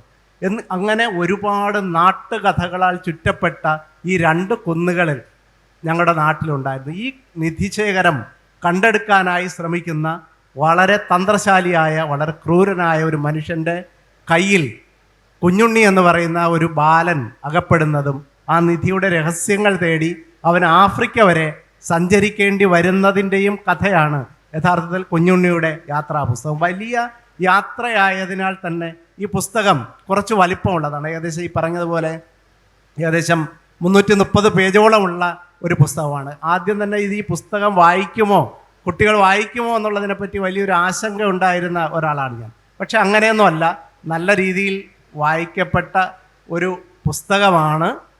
അത്യാവശ്യം കുട്ടികൾക്കൊക്കെ ഇഷ്ടപ്പെട്ടു എന്ന് എനിക്ക് തോന്നിയ, ഒരു എഴുത്തുകാരൻ എന്നുള്ള നിലയിൽ എനിക്ക് തോന്നിയ ഒരു പുസ്തകമാണ്. അതുകൊണ്ട് വലിയ പുസ്തകങ്ങളൊന്നും കുട്ടികൾ വായിക്കാതിരിക്കുന്നില്ല. നല്ല രീതിയിൽ അവർക്ക് ഇഷ്ടപ്പെട്ട പുസ്തകമാണെങ്കിൽ അവർ തീർച്ചയായും ആ പുസ്തകത്തെ പിന്തുടരും എന്നാണ് ഈ പുസ്തകത്തിൻ്റെ അടിസ്ഥാനത്തിൽ, ഈ ഒറ്റ പുസ്തകത്തിൻ്റെ അടിസ്ഥാനത്തിൽ എനിക്ക് പറയാനുള്ളത്. പിന്നെ 2 ഉള്ളത്, ഒന്ന് ഡിറ്റക്റ്റീവ് അമ്മു എന്ന് പറയുന്ന ഒരു പുസ്തകം. അതിനെ ഒരു സീരീസ് പോലെ എഴുതുന്ന ഒരു പുസ്തകമാണ്. അതിൻ്റെ ബാക്കി അമ്മുവിൻ്റെ സാഹസങ്ങൾ. അതൊരു സാധാരണ ഒരു സ്കൂളിൽ പഠിക്കുന്ന നമ്മുടെ വീട്ടിലെ കുട്ടിയാണ്. അതായത് സ്കൂളിൽ പോകുമ്പോഴത്തേക്ക് പെട്ടെന്ന് ID കാർഡ് എടുക്കാൻ മറക്കുന്ന, ID കാർഡ് എടുക്കാൻ ഓടുമ്പോഴത്തേക്ക് വാട്ടർ ബോട്ടിൽ മടക്കുന്ന, പിന്നീട് റിബൺ കെട്ടിയില്ല എന്ന് ഓർക്കുന്ന, സ്കൂളിൽ എന്നും താമസിച്ച് മാത്രം എത്തുന്ന, സ്കൂളിൽ ഒരുപാട് കഥകൾ ഉണ്ടാക്കി പറയുന്ന ഒരു കുട്ടിയാണ്. ആ കുട്ടി പറയുന്ന ഒരു കഥ, അവൾ പണ്ട് താമസിച്ചിരുന്ന വീട്ടിനടുത്ത് വെളുത്ത ആനയുണ്ട് എന്നുള്ളതാണ്. വെളുത്ത ആനയുണ്ട്, ആ ആനയെ കറന്നിട്ടാണ് വീട്ടിൽ ചായ ഉണ്ടാക്കുന്നത് എന്നാണ്. പുതിയതായിട്ട് വന്നൊരു കുട്ടിയാണ്, സ്കൂളിലേക്ക് വന്ന കുട്ടി. അപ്പോഴൊരു കുട്ടി എണീറ്റ് എന്ന് പറഞ്ഞു, ടീച്ചർ, ഇവളുടെ വീട്ടിൽ വെളുത്ത ആനയുണ്ട്. അമ്മു എന്ന് പറയുന്ന കുട്ടി തറപ്പിച്ച് പറഞ്ഞു, ഞങ്ങളുടെ വീട്ടിൽ വെളുത്ത ആനയുണ്ട്, അമ്മാമ്മയാണ് അതിനെ കറക്കുന്നത്, ഞങ്ങൾ അതുകൊണ്ടാണ് ചായ ഇട്ട് കുടിക്കുന്നത്. എന്നിട്ട് ഈ ടീച്ചർ അമ്മുവിൻ്റെ അമ്മയെ കണ്ടപ്പോൾ പറഞ്ഞു, നിങ്ങളുടെ മകൾ ഇങ്ങനെയാണ് ക്ലാസ്സിൽ പറഞ്ഞത്. കുട്ടികളെല്ലാം അത് വിശ്വസിച്ചു, ഞാൻ പോലും വിശ്വസിച്ചു പോയി. അപ്പോഴമ്മ പറഞ്ഞ മറുപടി, ഞങ്ങൾ കുട്ടികൾ പല കഥകളും ഉണ്ടാക്കി പറയും, ഇത്രയും വിവരവും വിദ്യാഭ്യാസവുമുള്ള ടീച്ചർ എന്തിനാണ് വിശ്വസിക്കാൻ പോകുന്നത് എന്ന് മറുപടി പറയുന്ന കുസൃതിക്കാരിയായ, കുറച്ച് അന്വേഷണങ്ങളൊക്കെ നടത്തുന്ന ഒരു കുട്ടിയുടെ കഥയാണ് യഥാർത്ഥത്തിൽ ഡിറ്റക്റ്റീവ് അമ്മു. അതൊരു പരമ്പരയാണ്, അതിൻ്റെ 2ാം ഭാഗമാണ് ഇപ്പോഴും പുറത്തു വന്നിട്ടുള്ള അമ്മുവിൻ്റെ സാഹസം. ഇപ്പോൾ സുഭാഷ് ഊട്ടുംപുറം ഞാൻ നേരത്തെ പറഞ്ഞ പോലെ തന്നെ മുതിർന്നവർക്കുള്ള കഥകളൊക്കെ എഴുതിയിട്ട് മുന്നോട്ട് വന്ന ആളാണ്. അദ്ദേഹത്തിൻ്റെ ഗ്രന്ഥാലോകം എന്ന് പറയുന്ന മാസികയിൽ അതിൻ്റെ സബ് എഡിറ്ററാണ് ലാൽ സർ. അതിലൊരു കഥ സുഭാഷിൻ്റെ വന്നിരുന്നു, ഒരേ കടലിലെ കപ്പലുകൾ. ഈ ഒരേ കടലിലെ കപ്പലുകൾ വായിച്ചിട്ട് ഒരു പരിചയമില്ലാത്ത മുകുന്ദേട്ടൻ സുഭാഷിനെ വിളിച്ച് അഭിനന്ദനം അറിയിക്കുകയുണ്ടായി. അപ്പോൾ ഇങ്ങനെയുള്ള ഈ സുഭാഷ്, അദ്ദേഹത്തിൻ്റെ ശ്രദ്ധേയമായിട്ടുള്ള 2 നോവലുകൾ കടപ്പുറത്തെ കാവോതിയുടെ മുട്ട, 2 കൃതികളാണ്. വളരെ മനോഹരമായിട്ടുള്ള പുതിയ കുട്ടികളെ തൃപ്തിപ്പെടുത്തുന്ന കൃതികളാണ്. അതിൽ കടപ്പുറത്തെ കാവോതി എന്ന് പറയുന്നത്, കടപ്പുറത്ത് നമ്മൾ 2 പരിസ്ഥിതിയായിട്ട് ബന്ധപ്പെട്ടതാണ്. ഒന്ന്, നമ്മൾ കണ്ടൽക്കാടുകൾ വെച്ച് പിടിപ്പിക്കുന്നതിൻ്റെ പ്രാധാന്യം ആ കഥയിൽ വരുന്നുണ്ട്. രണ്ടാമത്തത് കാവോതിയുടെ മുട്ട എന്ന് പറയുന്നത് യുദ്ധത്തിൻ്റെ ഭീകരത കാണിക്കുന്ന നോവലാണ്. അപ്പോൾ ഇങ്ങനെയുള്ള ഈ ബാലസാഹിത്യ രചനയിലേക്ക് താങ്കൾ അങ്ങനെ എത്തിപ്പെട്ടു? അതിന് ആദ്യം നന്ദി പറയേണ്ടത് എൻ്റെ മോളോടാണ്. എൻ്റെ മകൾ സംഘമിത്ര, അവൾ നന്നായി ചെറുപ്പത്തിലെ കഥകൾ കേൾക്കാൻ ഭയങ്കരമായിട്ട് ആഗ്രഹിക്കണം. എല്ലാ കുട്ടികളെ പോലെ തന്നെ അവൾക്കും ആഗ്രഹമുണ്ട്. സ്വാഭാവികമായിട്ടും ഞാൻ ഒരു കഥ എഴുതുന്ന ആളായതുകൊണ്ട്, അല്ലെങ്കിൽ കഥ എഴുതാൻ ശ്രമിച്ചുകൊണ്ടിരിക്കുന്ന ഒരാൾ, ഞാൻ അങ്ങനെയാണ് എന്നെ സ്വയം വിശേഷിപ്പിക്കുന്നത്. എന്ന നിലയിൽ അവൾ എന്നോട് കഥകൾ പറയാൻ ആവശ്യപ്പെടും. നമ്മൾ പണ്ട് പഠിച്ച പുലി വരുന്നേ പുലി, മല്ലനും മാധവനും, അങ്ങനെയുള്ള കഥകളൊക്കെ പറഞ്ഞിട്ട് ഈ കുട്ടിനെ സോപ്പിട്ട് നിർത്തും. എൻ്റെ കയ്യിലെ കഥകളുടെ ശേഖരം തീർന്നിട്ടും ഇവളുടെ കഥ കേൾക്കാനുള്ള കൊതി തീരണില്ല. അങ്ങനെയാണ് ഞാൻ ചിന്തിച്ചത്, എന്തുകൊണ്ട് കുട്ടികൾക്ക് വേണ്ടിയിട്ട് എഴുതിക്കൂടാന്ന്. അങ്ങനെ അവൾക്ക് വേണ്ടി, അല്ലെങ്കിൽ അവളെപ്പോലുള്ള മറ്റുള്ള കുട്ടികൾക്ക് വേണ്ടിയിട്ട് എഴുതിയതാണ് കടപ്പുറത്തെ കാവോതി എന്നുള്ള നോവൽ. ആ നോവലിന് പിന്നീട് 2 തുടർച്ചകളുണ്ടായി. ലാൽ സാറിൻ്റെ ഡിറ്റക്റ്റീവ് അമ്മു പോലെ കാവോതി സീരീസിന് മൊത്തം 3 ഭാഗങ്ങളായിട്ട് അത് ഇറങ്ങിയിട്ടുണ്ട്. അതിൽ 2 പുസ്തകമായി വന്നിട്ടുണ്ട്. ഒന്ന് വൈകാതെ പുസ്തകമാവുമെന്നാണ് ഞാൻ പ്രതീക്ഷിക്കുന്നത്. നേരത്തെ നമ്മളിവിടെ ചർച്ച ചെയ്ത പോലെ തന്നെ കുട്ടികൾക്ക് ഈ ത്രില്ലർ ടൈപ്പ്, ഡിറ്റക്റ്റീവ്, പിന്നെ കുറച്ച് വയലൻസും ഒക്കെ വലിയ താല്പര്യം ഉണ്ട് കാണാനും കേൾക്കാനും ഒക്കെ. അപ്പോൾ ഈ അടുത്ത കാലത്ത് ഇറങ്ങിയ പല സിനിമകൾ കാണുമ്പോൾ എനിക്ക് പോലും ഇത് കണ്ടിരിക്കാൻ ഭയങ്കര ബുദ്ധിമുട്ടുണ്ട്. വയലൻസിനെ ഭയങ്കരമായിട്ട് സാമാന്യവൽക്കരിക്കുന്ന സിനിമകൾ. പക്ഷേ ഈ കുട്ടികൾ എന്തോ ഭയങ്കര താല്പര്യത്തോടു കൂടി കാണുകയാണത്. പിന്നെ ചില കുട്ടികൾ ചില സിനിമയിലെ സീനുകളൊക്കെ റീക്രിയേറ്റ് ചെയ്യും. നിങ്ങൾ ശ്രദ്ധിച്ച് നോക്കിയാൽ മതി. ഈ റീക്രിയേറ്റ് ചെയ്ത് ആ കുട്ടികൾ തന്നെ അഭിനയിച്ചിട്ട് ചെയ്യുന്ന ആ സീനുകളൊക്കെ സംഘടന രംഗങ്ങളായിരിക്കും. അല്ലാതെ മറ്റു രംഗങ്ങളൊന്നും ഞാനിതുവരെ കുട്ടികൾ ചെയ്ത് കണ്ടിട്ടില്ല. അപ്പോൾ കുട്ടികൾക്ക് ഇത് വലിയ താല്പര്യമാണ്. ഇത് ഇപ്പോഴത്തെ കുട്ടികൾക്ക് മാത്രമല്ല, പഴയ കാലത്ത് മുതലേ അങ്ങനെയാണ്. എൻ്റെ നാട്ടിൽ ഒരു ചെറുപ്പക്കാരുണ്ടായിരുന്നു. ചെറുപ്പക്കാരൻ എന്ന് പറയുമ്പോൾ ഒരു കുട്ടി, ഞങ്ങളെ കുട്ടികളായിരിക്കുന്ന സമയത്ത് ചങ്ങാതിമാർ തമ്മിൽ തല്ലുകൂടിയപ്പോൾ ശേഖര എന്ന് വിളിച്ചിട്ടാണ് അടുത്തുള്ളവനെ അടിച്ചത്. മുണ്ടക്കൽ ശേഖരനെ മംഗലശ്ശേരി നീലകണ്ഠൻ തല്ലുന്ന സാധനം ഉണ്ടല്ലോ, ആ ഡയലോഗ് ഉപയോഗിച്ചിട്ടാണ് തല്ലിയത്. അപ്പോൾ സിനിമ ഭയങ്കരമായിട്ട് സ്വാധീനിക്കുന്നുണ്ട്. വായിക്കുമ്പോഴും കുട്ടികൾക്ക് ഈ ടൈപ്പ് സാധനങ്ങളാണ് ഇഷ്ടം. അപ്പം ഞാൻ നേരെ തിരിച്ചാണ് പറയാൻ ശ്രമിക്കുന്നത്. കുട്ടികളോട് ഞാൻ പറയാൻ ആഗ്രഹിക്കുന്ന കാര്യം, എല്ലാവരെയും സ്നേഹിക്കണം, മറ്റുള്ളവരുടെ സ്വാതന്ത്ര്യത്തിൽ അവരുടെ ഇഷ്ടങ്ങളിൽ അനാവശ്യമായിട്ട് തലയിടരുത്, ചുറ്റുപാടുകളിൽ നമ്മൾ നോക്കിക്കാണുന്നതാണ് നമ്മുടെ നന്മ, അനാവശ്യമായിട്ട് കൈകടത്തരുത് എന്നൊക്കെയാണ് ഞാൻ പറയാൻ ശ്രമിക്കുന്നത്. പക്ഷെ നമ്മളിത് പറയാൻ ശ്രമിക്കുമ്പോഴും ഗുണപാഠകഥകളെ പോലെ പറഞ്ഞാൽ കുട്ടികൾക്ക് ഇഷ്ടപ്പെടില്ല. പണ്ടത്തെ പോലെ സോറി ശക്തിമാൻ ഞങ്ങളിനി അത് ചെയ്യില്ല അങ്ങനത്തെ കുട്ടികളൊന്നുമല്ല അപ്പോൾ അവർക്ക് ഈ ത്രില്ലർ ഡിറ്റക്റ്റീവ് ടൈപ്പ് സാധനങ്ങൾ വായിച്ചാൽ കിട്ടുന്ന രസത്തോട് കൂടിയിട്ട് നമുക്ക് നമ്മൾ ഉദ്ദേശിക്കുന്ന പറയാൻ പോകുന്ന ഹലോ,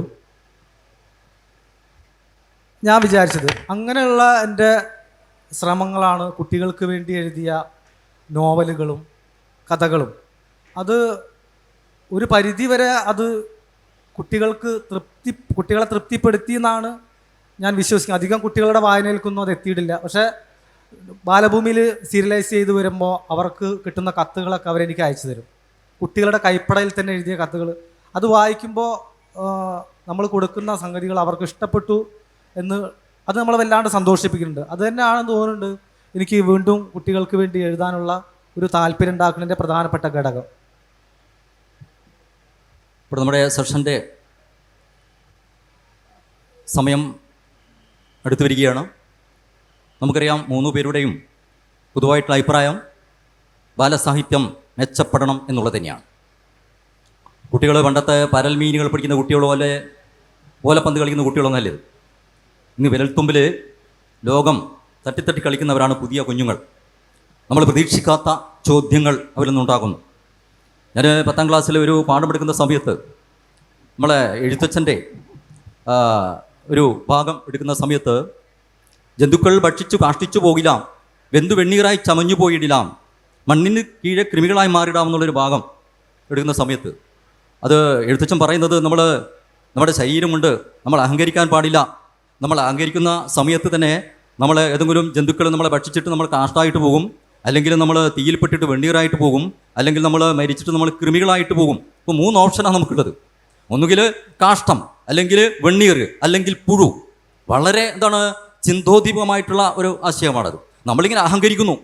പക്ഷേ പെട്ടെന്ന് ഞാൻ കുട്ടികളോട് പറഞ്ഞു, ഞാൻ എഴുത്തച്ഛനല്ലേ പറഞ്ഞത്, ഞാൻ ചോദിച്ചു കുട്ടികളെ കേട്ടില്ല നിങ്ങൾ വേറെന്തുകൊണ്ടോ ഓപ്ഷൻ ഇല്ല എന്ന് പറയുമ്പോൾ ഒരു കുട്ടി പെട്ടെന്ന് പറയുകയാണ് സർ ഉണ്ട് എന്ന് പറഞ്ഞു. ഞാൻ ഞെട്ടിപ്പോൾ എന്താണ് കുട്ടി പറയുകയാണ്, നമ്മുടെ ബോഡി നമുക്ക് മെഡിക്കൽ കോളേജിൽ കൊടുത്താൽ പോരെ. അത് എത്ര വലിയ ചോദ്യമാണ്. നമ്മുടെ മരണശേഷവും അല്ലേ നമ്മുടെ ശരീരം പഠിക്കട്ടെ എന്നാണ് കുട്ടി പറയുന്നത്. അത് ഞാൻ 10-30 വർഷം 10ാം ക്ലാസ്സിൽ പഠിപ്പിച്ചിട്ട് അവസാന വർഷം എന്ന ഒരു കുട്ടിയിൽ നിന്നുണ്ടായ ചോദ്യമാണ്. അപ്പോൾ ഇങ്ങനെയാണ് നമ്മുടെ പുതിയ കുട്ടികളെന്ന് മനസ്സിലാക്കുന്നത്. അപ്പോൾ എനിക്ക് ഈ സെഷൻ അവസാനിക്കുന്നതിന് മുമ്പിട്ട് നമ്മളെ PK പാർക്കടവിൻ്റെ 2 മിന്നൽ കഥ പറഞ്ഞ് ഞാൻ അവസാനിപ്പിക്കുകയാണ്. ശേഷം ഓഡിയൻസിലേക്ക് വരികയാണ്. അതിൽ 14 ലോകം എന്ന് പറയുന്നൊരു മിന്നൽ കഥ. അമ്മ കുഞ്ഞിനോട് പറഞ്ഞു, മണ്ണ് തിന്നും സംശയിച്ച കുഞ്ഞിനോട് പറഞ്ഞു, വാ തുറക്കൂ മോനെ. കുഞ്ഞ് വാ തുറന്നപ്പോൾ കണ്ടത് നിരവധി ചാനലുകളായിരുന്നവർ, ചാനലുകൾ. അമ്മ തൊഴുകയോടെ പിന്നോട്ട് വീഴുകയാണ്. മറ്റൊന്ന് മണ്ണാങ്കട്ടയും കരിയിലയും എന്ന കഥ പറഞ്ഞു തരട്ടെ എന്ന് അധ്യാപകൻ ചോദിച്ചു. മണ്ണാങ്കട്ടയും കരിയിലയും കാശിക്ക് പോയ കഥ പറയട്ടെ എന്ന് ചോദിച്ചപ്പോൾ ഒരു കുട്ടി പറഞ്ഞു, മണ്ണാങ്കട്ടയും കരിയിലയും കാശിക്കല്ല പോയ മക്കയിലേക്കാണ്. അബ്ദുൽ നാസർ എന്ന് പറയുന്ന കുട്ടിയാണ് പറഞ്ഞത്. അപ്പോൾ മറ്റൊരു കുട്ടി പറയുകയാണ്, മണ്ണാങ്കട്ടയും കരിയിലയും പോയത് ബത്ലഹേമിലേക്കാണ്. തോമസ് എന്ന് പറയുന്ന കുട്ടി പറയുകയാണ്. അപ്പോൾ മറ്റൊരു കുട്ടി പറഞ്ഞു, ശിവരാമൻ അങ്ങനത്തെ ഒരു കുട്ടിയാന്ന് തോന്നുന്നു, മണ്ണാങ്കട്ട പോയത് കാശിയിലേക്കാണ്, അല്ലെങ്കിൽ അയോധ്യയിലേക്ക് പോകാം, വാരണാസിയിലേക്ക് പോകാം. ഇങ്ങനെയാണ് കഥ വരുന്നത്. ഇപ്പോൾ നമ്മുടെ കുഞ്ഞുങ്ങൾ ഇത്തരം മായിക വലയങ്ങളിൽ ഏർപ്പെടാതെ, ഇത്തരം ചിന്തകളില്ലാതെ അല്ലേ വിശ്വമാനവരായി വളരാൻ നമുക്ക് സാധിക്കണം. അതിനുള്ള ബാലസാഹിത്യം ഉണ്ടാകണം എന്നാണ് എനിക്ക് പറയാനുള്ളത്. അപ്പോൾ അടുത്തതായിട്ട് ഓഡിയൻസിനുള്ള അവസരമാണ്, ചോദ്യങ്ങൾ ചോദിക്കണം. ഓക്കെ.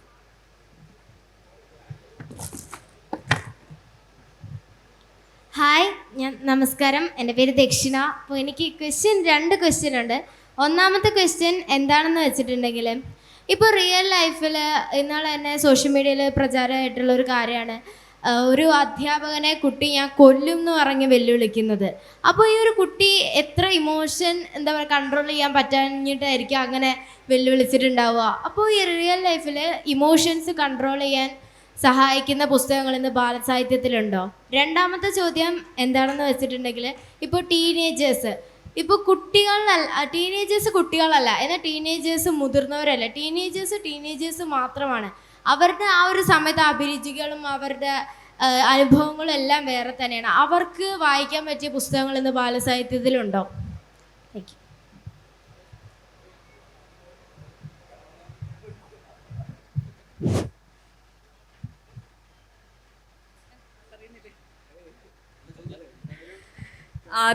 ദക്ഷിണ ചോദിച്ച ആദ്യത്തെ ചോദ്യം, അത് എനിക്ക് തോന്നുന്നു നമ്മളെ സമൂഹത്തിൽ തന്നെ വലുതായിട്ട് അതിൻ്റെ മുകളിലൊരു ചർച്ച നടന്നു. ഒന്ന്, ആ ഒരു പ്രായം അഡോളസെൻറ്റിലേക്ക് കയറുന്ന ഒരു കുട്ടിയാണ്. അപ്പം തീർച്ചയായിട്ടും അവരുടെ ഹോർമോണൽ ചേഞ്ചസ് ഉണ്ടാവും, സ്വഭാവങ്ങൾ. നമ്മളും ആ സ്റ്റേജിൽ കടന്നു വന്ന ആൾക്കാരാണ്, നമുക്കറിയാം. പെട്ടെന്ന് വികാരം കൊള്ളുകയും ദേഷ്യം വിടുകയും അത് നമ്മൾ വീട്ടിലും ചെയ്യാറുണ്ട്. പാത്രം എടുത്ത് എറിയും, അല്ലെങ്കിൽ വാതിൽ ഉറക്കം അടക്കും, ഇതൊക്കെ ചെയ്യും. ഇതെന്താണ് അവിടെ സംഭവിച്ചതെന്ന് നമുക്കറിയില്ല. പ്രത്യേകിച്ച് ഇപ്പോഴത്തെ കുട്ടികളുടെ അടുത്ത് ഫോൺ വാങ്ങിച്ചു വെച്ചാൽ ഫോണിൽ അത്രയും ശീലിച്ച കുട്ടികൾക്ക് അതിൻ്റെ ഒരു അവർ ചിലപ്പോൾ വയലൻ്റായിട്ട് പ്രതികരിക്കും. പക്ഷേ എന്നെ ഡിസ്റ്റർബ് ചെയ്ത ഒരു കാര്യം, ഈ വീഡിയോ എടുത്തത് ഒരു അധ്യാപകൻ തന്നെ ആയിരിക്കുമെന്ന് ഞാൻ വിചാരിക്കുന്നു.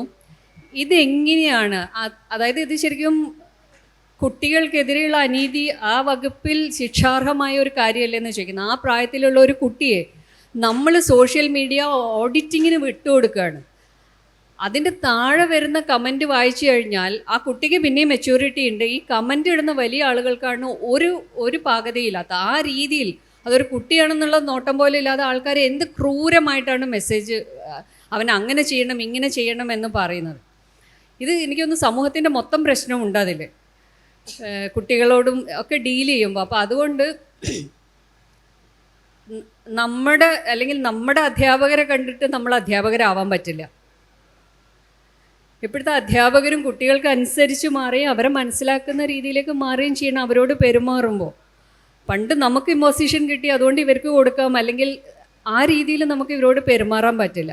ആ കേസിൽ എനിക്ക് ഏറ്റവും പ്രശ്നമായിട്ട് തോന്നിയത് അതാണ്. അതെങ്ങനെയാണ് അത് ആ സ്കൂളിൽ ആ ടീച്ചേഴ്സിനെ അല്ലെങ്കിൽ അവരുടെ വീട്ടിലോ അറിയിച്ചിട്ട് തീർക്കാവുന്ന ഒരു പ്രശ്നത്തെ എങ്ങനെ നമ്മൾ നാട്ടുകാർക്ക് വിചാരണ ചെയ്യാൻ വിട്ടുകൊടുത്തു. അപ്പോൾ നമ്മൾ ആസ് എ സൊസൈറ്റി നമുക്ക് വലിയ പ്രശ്നമുണ്ട് ഇപ്പോൾ. പിന്നെ രണ്ടാമത് ചോദിച്ചാൽ ടീനേജേഴ്സിൻ്റെ, സത്യം പറഞ്ഞാൽ എനിക്കും അതിനെക്കുറിച്ച് കൃത്യമായ ധാരണ ഇല്ല എന്ന് പറയേണ്ടി വരും. പിന്നെ ഇപ്പോഴത്തെ കുട്ടികൾ എനിക്കൊന്ന് വായനയിലും ഇപ്പോൾ വായിക്കുന്ന കുട്ടികൾ വളരെ ഫാസ്റ്റാണ്. അവർക്ക് ആവശ്യമുള്ള പുസ്തകങ്ങൾ തപ്പിപ്പിടിച്ച് വായിക്കുന്നുണ്ട്. അപ്പം ഇപ്പം നമുക്ക് മലയാളം മാത്രമല്ല, ഏത് ഭാഷയിലുള്ള പുസ്തകങ്ങളും ട്രാൻസ്ലേഷനായിട്ടോ അല്ലെങ്കിൽ ഇംഗ്ലീഷിലും നമുക്ക് അവൈലബിൾ ആണ്. അപ്പം ആ രീതിയിലുള്ള വായനയിലേക്ക് അവർ പോകുന്നുണ്ടാവും എന്നാണ് എൻ്റെ പ്രതീക്ഷ.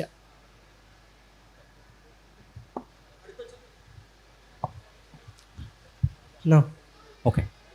എല്ലാവരും പറയുന്നുണ്ടായി കുട്ടികൾക്ക് സാഹസികതയാണ് ഇഷ്ടം, അതുപോലെ തന്നെ കോമിക്കായിട്ടുള്ള ചെറിയ ചെറിയ കാര്യങ്ങളാണ് കുട്ടികൾക്ക് ഇഷ്ടം എന്ന് പറഞ്ഞു കഴിഞ്ഞു.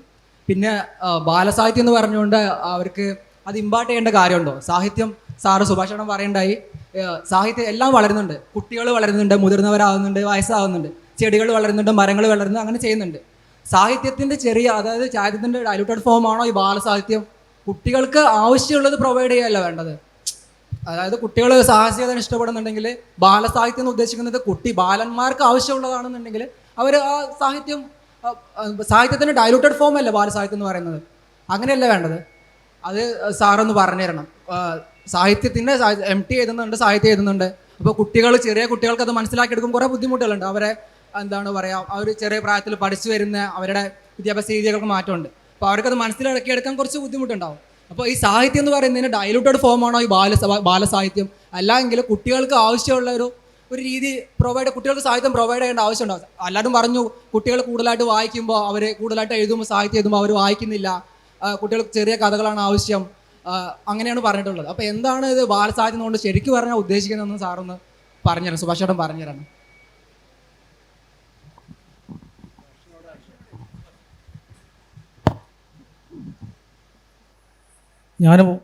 ഞാൻ പറയാനുള്ള കാര്യങ്ങൾ ഞാൻ നേരത്തെ തന്നെ പറഞ്ഞു. കാരണം എന്താ വെച്ചാൽ നമ്മൾ 5 വയസ്സ് മുതലാണ് ഒരു കുട്ടിക്ക് അത്യാവശ്യം എഴുതാനും വായിക്കാനും കാര്യങ്ങൾ മനസ്സിലാക്കാൻ പറ്റുമെന്ന് ഞാൻ വിചാരിക്കുന്നത്, സാഹിത്യവുമായി ബന്ധപ്പെട്ടിട്ട്. അപ്പോൾ അതിന് മുകളിലേക്കുള്ള എല്ലാവരെയും എടുത്തുകൊണ്ടാണ് ഞാൻ എഴുതാൻ ശ്രമിക്കുന്നത്. അതിനിടയ്ക്കുള്ള പ്രായമൊന്നും ഞാൻ പരിഗണിക്കുന്നില്ല. കാരണം വായിച്ചു തുടങ്ങണ മുതൽ ബാക്കി അവർക്ക് വായിക്കാൻ പറ്റുന്ന പരമാവധി പ്രായക്കാരെ വരെ ഞാൻ കണക്കിലെടുക്കുന്നുണ്ട്. പിന്നെ ബാലസാഹിത്യം വേണോ മുതിർന്ന സാഹിത്യം അങ്ങനെ ഒരു തരംതിരിവ് വേണോ എന്നുള്ള ചർച്ചയിൽ അതിന് കൃത്യമായിട്ട് മറുപടി പറയാൻ എനിക്കറിയില്ല. കാരണം അത് മറ്റൊരു രീതിയിൽ ചർച്ച ചെയ്യേണ്ട കാര്യമാണെന്നാണ് തോന്നുന്നത്. പിന്നെ അങ്ങനെ പ്രത്യേക ഒരു വിടവ് ഉണ്ടാക്കി വെച്ചതിൻ്റെ കാരണം നമ്മൾ കുട്ടികൾക്ക് ചെറുപ്പം മുതലേ പറഞ്ഞു കൊടുക്കേണ്ട കാര്യങ്ങളെപ്പറ്റി നമുക്കൊരു ബോധ്യം വേണ്ടേ? നമുക്ക് ഈ പറഞ്ഞ പോലെ മുതിർന്നവരോട് പറയുന്ന എല്ലാ കാര്യങ്ങളും കുട്ടികളോട് പറയാൻ പറ്റുമോ? എനിക്കറിയില്ല. ഞാൻ എൻ്റെ കുട്ടികളോട് അവർക്ക് പറഞ്ഞ് മനസ്സിലാക്കാൻ പറ്റാവുന്ന കാര്യങ്ങൾ മാത്രമേ ഞാൻ പറഞ്ഞു കൊടുക്കുകയുള്ളൂ. ലോകത്തിൽ എത്രയോ കാര്യങ്ങളുണ്ട്. അതൊന്നും ഇപ്പോൾ കുഞ്ഞ് മനസ്സുകളിലേക്ക് എത്തിക്കേണ്ട എന്നുള്ളതാണ് എൻ്റെ ഒരു തീരുമാനം. ഞാൻ മൊത്തത്തിനെടുത്ത് പറയല്ല, എൻ്റെ ഒരു കാഴ്ചപ്പാട് അങ്ങനെയാണ്.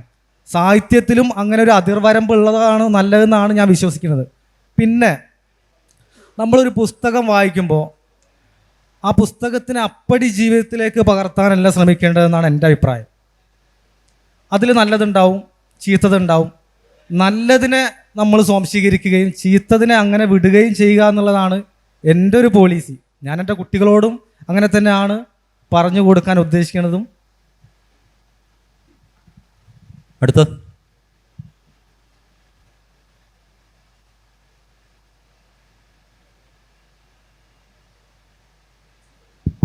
നമസ്കാരം.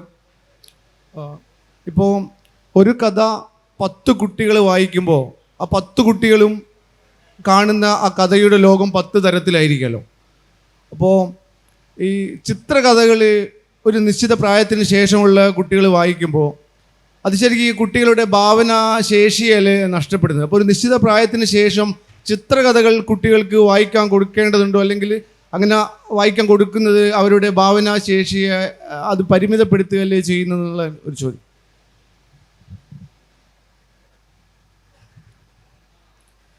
നമ്മൾ പഴയകാലത്ത് രാമായണത്തിലെയും മഹാഭാരതത്തിലെയും കഥകൾ നമ്മൾ കേൾക്കും. കുട്ടികൾക്കുള്ള ഏറ്റവും ഇഷ്ടപ്പെട്ട 2 കഥാപാത്രങ്ങൾ, അതിലൊന്ന് ഭീമനാണ്, മറ്റൊന്ന് ഹനുമാനാണ്. ഈ ഭീമനെ ഏത് രീതിയിലും ഒരു കുട്ടിക്ക് കാണാൻ പറ്റും, ഒരു കേൾക്കുന്ന രൂപത്തിൽ എത്ര വലിപ്പത്തിലും കാണാൻ പറ്റും. ഒരു ആകാശത്തോളം വലിപ്പത്തിലും ഒരു മരത്തിനോളം വലിപ്പത്തിലുമൊക്കെ നമുക്ക് കാണാൻ പറ്റും.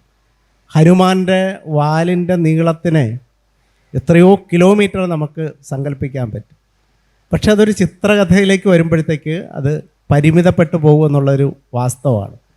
പക്ഷേ അതിൻ്റെ ഒരു കാര്യമായിട്ട് എനിക്ക് തോന്നിയിട്ടുള്ളത്, അത് കുട്ടികളുമായിട്ട് കുറച്ചും കൂടി കമ്മ്യൂണിക്കേറ്റ് ചെയ്യാൻ പറ്റും എന്നെനിക്ക് തോന്നിയിട്ടുണ്ട്.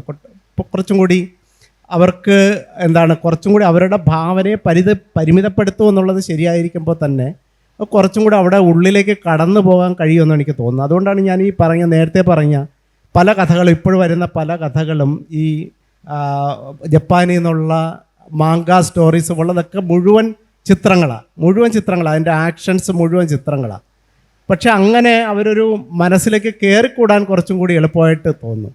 പക്ഷേ ഈ നമ്മുടെ മാർക്കേസ് തന്നെ പറഞ്ഞിട്ടുണ്ടല്ലോ, അദ്ദേഹത്തിൻ്റെ 100 Years of Solitude ഞാൻ ഒരിക്കലും സിനിമയാക്കാൻ സമ്മതിക്കില്ല, എന്നിട്ടിപ്പോൾ ഇതായിക്കഴിയും എന്ന് പറഞ്ഞാൽ ഓരോ മനുഷ്യരും ഓരോ രീതിയിലാണ് ആ പ്രദേശത്തെ ഭാവന ചെയ്യുന്നു എന്നുള്ളത് കൊണ്ടാണ്.